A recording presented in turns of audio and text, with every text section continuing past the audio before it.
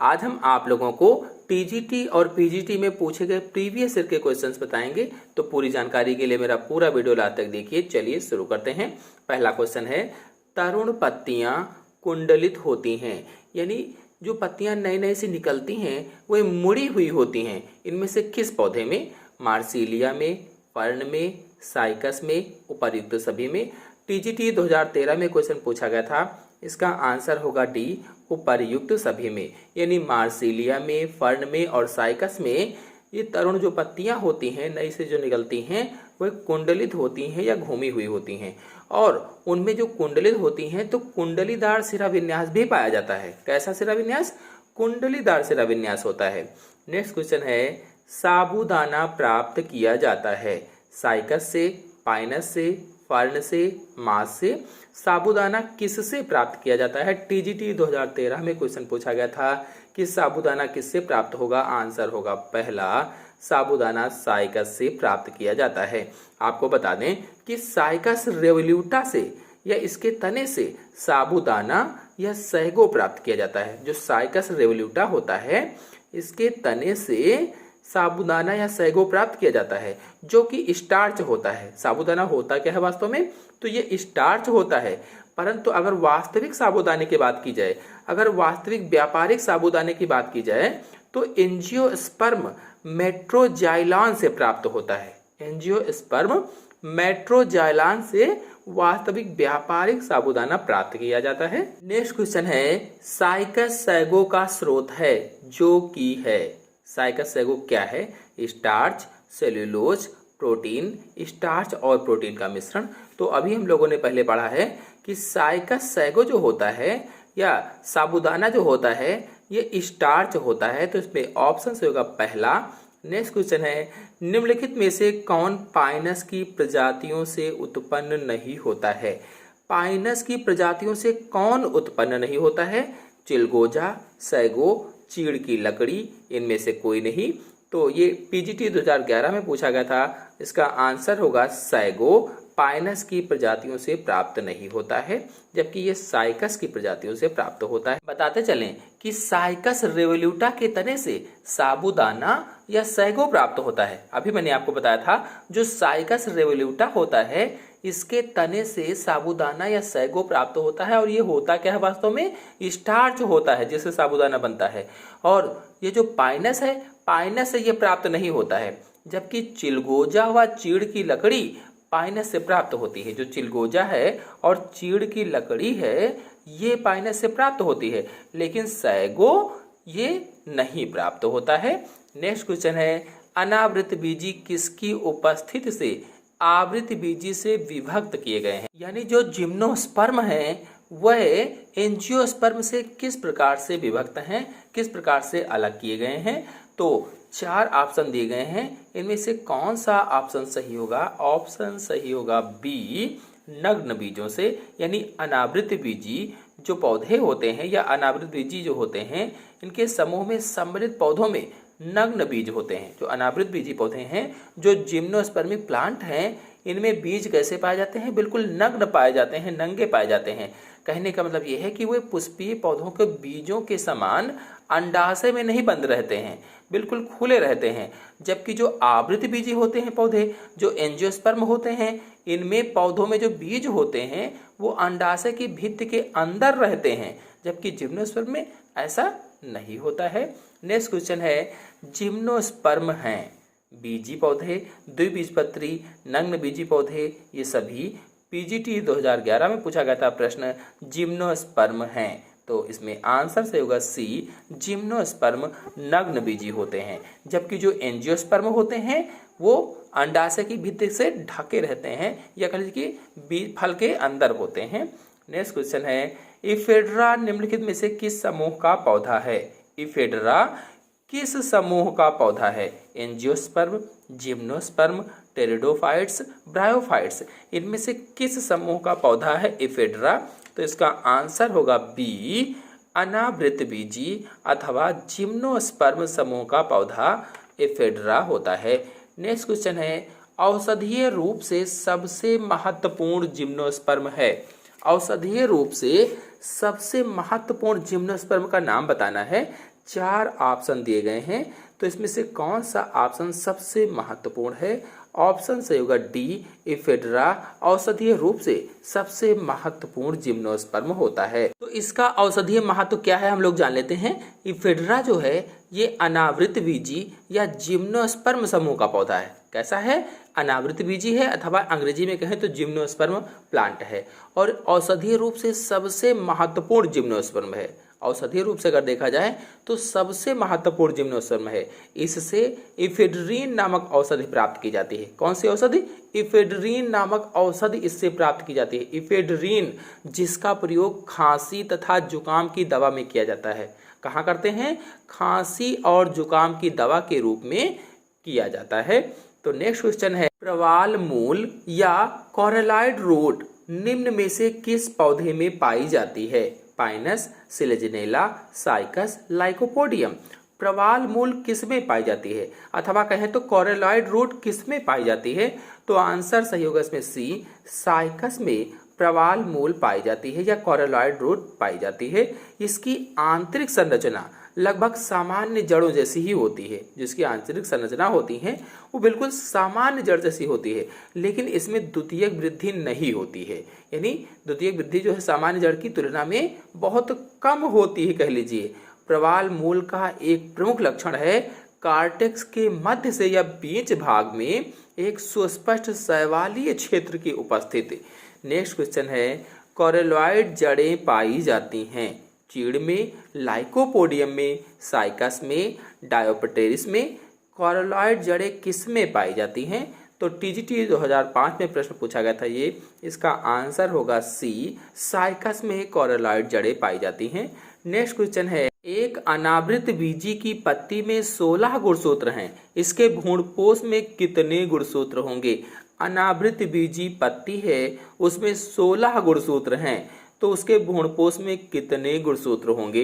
Answer होगा पहला 8 गुणसूत्र होंगे। बता दें कि अनावृत बीजी पौधों की पत्ती बीजाणुद्भिद पीढ़ी की संरचना है, जिसमें द्विगुणित गुणसूत्र होते हैं। कितने?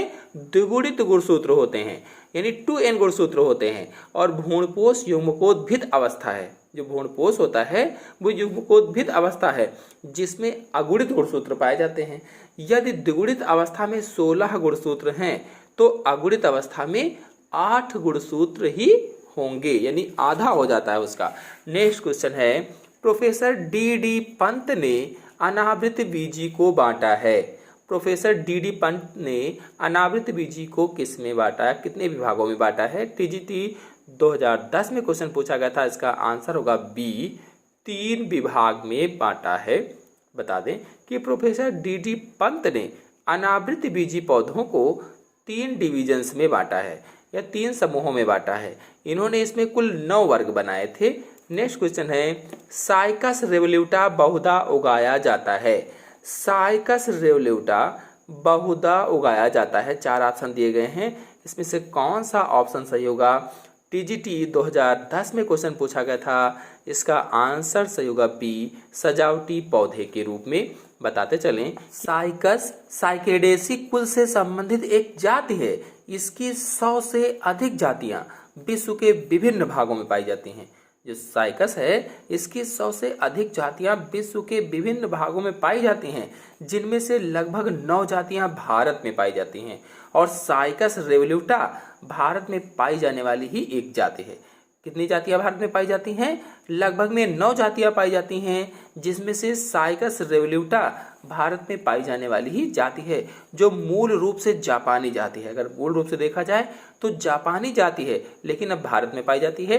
भारत में इसे इसके सुंदर आकार के कारण सजावटी पौधे के रूप में उगाया जाता है। क्योंकि इसका आकार सुंदर होता है, इसलिए इसे लोग सजावटी पौधे के रूप में उगाते हैं साइकस को। नेक्स्ट क्वेश्चन है, निम्नलिखित में से कौन सा जीवित जीवाश्म है? साइकस, पाइनस, सेलेजिनेला, ये सभी कौन सा जीवित जीवाश्म है बताना है। तो आंसर सही होगा पहला, साइकस जीवित जीवाश्म है। आप लोगों को बताते चलें कि साइकस, जिंकगो बाइलोबा तथा सिकोया नामक पौधों को जीवित जीवाश्म कहा जाता है। लिविंग फोसाइल्स बोला जाता है। किसको किसको? साइकस को, जिंकगो बाइलोबा को, सिकोया को, इन पौधों को जीवित जीवाश्म कहा जाता है। यहाँ पर साइकस था, अब इनमें से कोई भी पौधा पूछा जा सकता था, तो सभी जीवित जीवाश्म कहे जाते हैं। क्यों? क्योंकि ये पौधे कम संख्या में पाए जाते हैं और इनके जीवाश्म भी मिलते हैं। नेक्स्ट क्वेश्चन है, साइकस के सूक्ष्म बीजाणु पर्णों पर लघु बीजाणुधानियां उपस्थित होती हैं। टीजीटी 2010 में क्वेश्चन पूछा गया था, इसका आंसर होगा बी, अपाक्ष तल पर। तो साइकस में नर तथा मादा पौधे अलग अलग होते हैं। जो साइकस होता है इसमें नर अलग होता है, मादा अलग होता है। नर पौधे में बहुत से सूक्ष्म बीजाणु पर्ण एक साथ मिलकर नर शंकु का निर्माण करते हैं। जो नर पौधा होता है उसमें बहुत से सूक्ष्म बीजाणु पर्ण जो होते हैं एक साथ मिल जाते हैं और मिलकर नर शंकु का निर्माण करते हैं। और सूक्ष्म बीजाणु पर्णों की निचली अर्थात अपाक्ष, निचली का मतलब है अपाक्ष तल पर बहुत सी बीजाणुधानियां विकसित होती हैं। इनमें सूक्ष्म बीजाणुओं का निर्माण होता है। अपाक्ष तल कहिए चाहे निचला तल कहिए, उसमें बहुत सी बीजाणुधानियां विकसित हो जाती हैं और उनमें सूक्ष्म बीजाणुओं का निर्माण होता है। आते हैं नेक्स्ट क्वेश्चन पर, इन्वर्टेड ओमेगा के आकार के संवहन पूल रिंग पाए जाते हैं किसमें? टीजीटी 2010 में क्वेश्चन पूछा गया था कि इन्वर्टेड ओमेगा के आकार के संवहन पूल रिंग पाए जाते हैं। ऑप्शन से होगा ए, साइकस के रेकिस में पाए जाते हैं। साइकस के रेकिस में, बता दें कि साइकस के पौधे की पत्ती के रेकिस भाग में, साइकस जो होता है उस पौधे की जो पत्ती होती है, पत्ती के रेकिस भाग में संवहन मंडल इस प्रकार से व्यवस्थित होते हैं, इस प्रकार से लगे होते हैं कि ये एक इन्वर्टेड ओमेगा आकार में दिखाई देते हैं। ओमेगा जैसे बना होता है बिल्कुल उसी आकार में दिखाई देते हैं। नेक्स्ट क्वेश्चन है, पाइनस की जड़ में जाइलम का आकार होता है। जो पाइनस की जड़ है इसमें जाइलम का आकार कैसे होता है? टीजीटी 2010 में क्वेश्चन पूछा गया था, तो इसका आंसर होगा बी, वाई आकार का होता है। जो पाइनस की जड़ होती है इसमें जाइलम का आकार वाई आकार का होता है। नेक्स्ट क्वेश्चन है, पाइनस के अंकुर की जड़ों पर होता है शैवाल, कवक, बैक्टीरिया, इनमें से कोई नहीं। पाइनस के अंकुर की जड़ों पर क्या होता है? तो ऑप्शन से होगा इसमें बी, कवक होता है। बता दें कि पाइनस के जो मूल रोम होते हैं, रूट हेयर्स होते हैं, वो कम विकसित होते हैं, ज़्यादा विकसित नहीं होते हैं। और इनकी जो जड़ होती है, जड़ की बाह्य सतह कवक तंतुओं से ढकी रहती है। जो बाह्य सतह होती है उसकी, वो कवक के तंतुओं के द्वारा ढकी होती है, जिसे कवक मूल कहा जाता है। क्या कहते हैं? कवक मूल कहते हैं। नेक्स्ट क्वेश्चन है, पाइनस में बीजांड का प्रकार है। पाइनस में बीजांड किस प्रकार का पाया जाता है? टीजीटी 2010 में क्वेश्चन पूछा गया था, एनाट्रोपस, आर्थोट्रोपस, कैम्पेलोट्रोपस और ससिनोट्रोपस। तो बीजांड के प्रकार पर मेरे चैनल में वीडियो अपलोडेड है, आप लोग जाकर के देख सकते हैं फुल से, उसमें डिटेल से मैंने चित्र सहित समझाया हुआ है। फिर भी यहाँ पर प्रश्न पूछा गया है कि पाइनस में बीजांड का प्रकार क्या होता है? तो ऑप्शन से होगा इसमें बी, आर्थोट्रोपस प्रकार का होता है। अर्थात अन्य जिम्नोस्पर्म की भांति पाइनस के बीजांड की ऋजुमुखी तथा आध्यावर्णीय होता है। जो पाइनस का बीजांड होता है वो ऋजुमुखी होता है। ऋजुमुखी का मतलब होता है आर्थोट्रोपस होता है और आध्यावर्णीय होता है। इनमें बीजांड काय, आध्यावरण, बीजांड द्वार आदि संरचनाएं पाई जाती हैं। नेक्स्ट क्वेश्चन है, किस जिम्नोस्पर्म में बीजांड धर सल्क होते हैं? ऐसा कौन सा जिम्नोस्पर्म है जिसमें बीजांड धर सल्क होते हैं? साइकस, पाइनस, एफेड्रा और इकेरिया। आंसर सही है उसमें बी, पाइनस में बीजांड धर सल्क होते हैं। नेक्स्ट क्वेश्चन है, पाइनस के बीजांड धर सल्क भाग होते हैं किसमें? चार ऑप्शन दिए गए हैं, तो इसमें आंसर सही होगा डी, मेगास्पोरोफिल के। पाइनस के बीजांडधर सल्क मेगास्पोरोफिल के होते हैं। नेक्स्ट क्वेश्चन है, पाइनस का बीजांडधर सल्क निम्नलिखित में से किसका भाग होता है? पाइनस का जो बीजांडधर सल्क होता है वो किसका भाग होता है? तो ऑप्शन सही होगा इसमें पहला, महाबीजाणु पर्ण का भाग होता है। महाबीजाणु पर्ण। नेक्स्ट क्वेश्चन है, पिक्नोजाइलिक कास्ट पाई जाती है। पिक्नोजाइलिक कास्ट किस में पाई जाती है? टीजीटी 2011 में क्वेश्चन पूछा गया था, इसका आंसर होगा बी, पाइनस में पिक्नोजाइलिक कास्ट पाई जाती है। बता दें कि पाइनस के तने में एक ही एधा या वलय सक्रिय बना रहता है। एक ही एधा वलय ये होता है, कैम्बियम रिंग्स होती है, वो सक्रिय बनी रहती है, जिससे एक दारुक स्थिति कहते हैं। और इससे बना द्वितीयक जाइलम दृढ़ होता है, जिसे सघन दारुक कास्ट भी कहा जाता है। नेक्स्ट क्वेश्चन है, पाइनस की कास्ट है, पाइनस की कास्ट क्या होगी? टीजीटी 2010 में क्वेश्चन पूछा गया था। इसका आंसर होगा पहला, सघन दारुक पाइनस की कास्ट होती है। नेक्स्ट क्वेश्चन है, पाइनस वर्गीकरण में निम्न किस समूह की कोटि में आता है? तो इसमें आंसर सही होगा पहला, कोनिफेरल्स। कोनिफेरल्स पाइनस वर्गीकरण में निम्न कौन सा होगा? कोनिफेरल्स समूह की कोटि में आता है। नेक्स्ट क्वेश्चन है, पाइनस का कास्ट होता है, पाइनस का कास्ट क्या होता है? तो आंसर से होगा इसमें पहला, पिक्नोजाइलिक। पिक्नोजाइलिक पाइनस का कास्ट होता है। नेक्स्ट क्वेश्चन है, निम्नलिखित में से कौन सी अवस्था पाइनस में देखी जाती है? पाइनस में कौन सी अवस्था देखी जाती है बताना है। तो आंसर से होगा इसमें सी, पिक्नोजाइलिक अवस्था देखी जाती है। नेक्स्ट क्वेश्चन है, पाइनस का कास्ट होता है कैसा? तो पिक्नोजाइलिक होता है, पिक्नोजाइलिक।